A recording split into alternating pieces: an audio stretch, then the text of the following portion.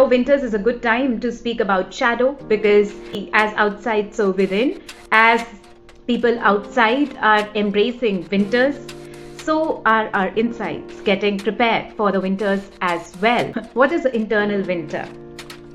Our internal winter is those areas of our life which are dark. How did humankind come to a stage of having this shadow side and not knowing how to process it or what to do about it? Namaskar, this is me Neha Goyal from Neha Goyal Dream Reading, your empowerment coach, tarot reader, numerologist and DNA astrologer. The emotions that you do not want to deal with, how did it begin? Why were they buried? Yes, we have heard a lot of times that they are required. In the spiritual communities, they say process every feeling. But what happened? Why did humanity begin to bury it? This is the story of that. In the ancient times, survival was given a lot of importance. After all, our ancestors were staying in jungles. They were still exploring how to create safety nets around themselves. Now, just imagine when you are staying in a situation where you do not know what's going to happen next. What do you require? The kind of people you require around you are pretty alpha. That they know how to think on the ground.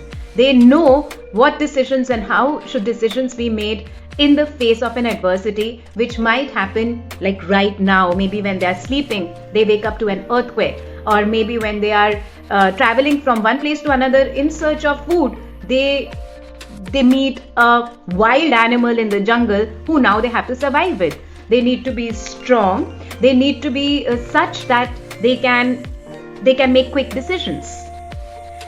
The shadow feelings or the shadow side, which actually comes with the intermingling of people, which is basically these emotions, they do at times pull you down.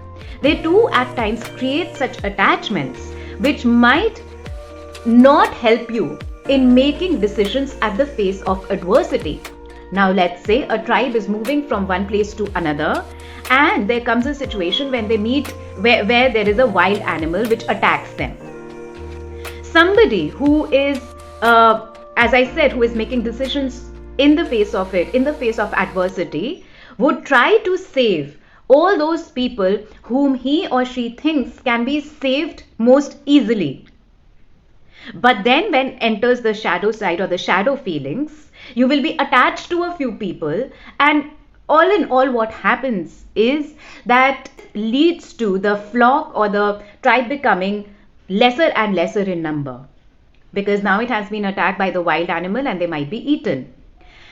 Now when the tribe becomes lesser in number, its survival gets into question.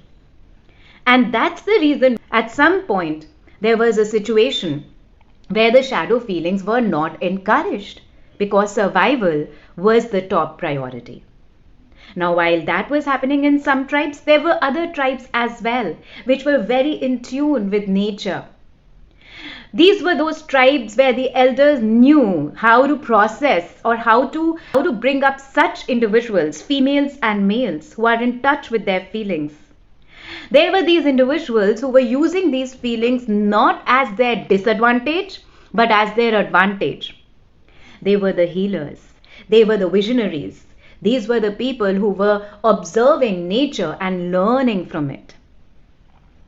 So while the barbaric or the survival mode was on of certain people, there was this other mode on as well, where they were trying to live in tandem with nature and they were thriving. These were the rich communities. These were the communities which were not living in fear all the time, because they knew how to process that fear even if that happens.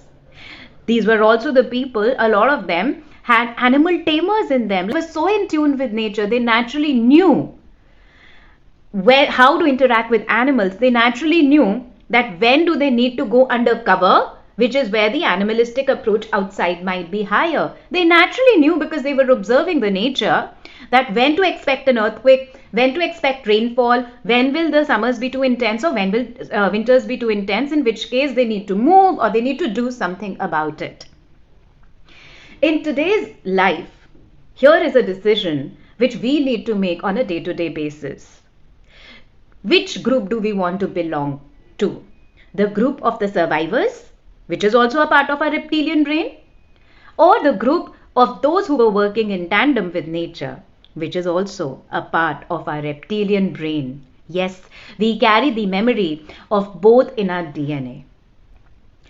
If you have decided to make your roots stronger, just as the ones who were living in tandem with nature did, just as a tree which has its roots in the dark, but it's the roots of that tree which keeps it up at the face of a storm.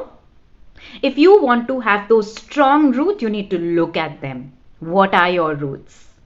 And a lot of times we are scared to look at our roots because our roots lie in certain feelings which might not be easy for us to understand.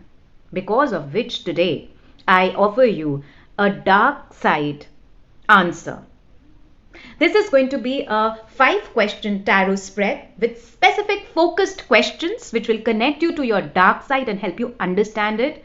Will also help you to process it in terms of what do you need to connect with it and what do you need to heal it, such that you can remove the blocks and make your roots so strong that the next time if any storm hits you, you know how to stand through it.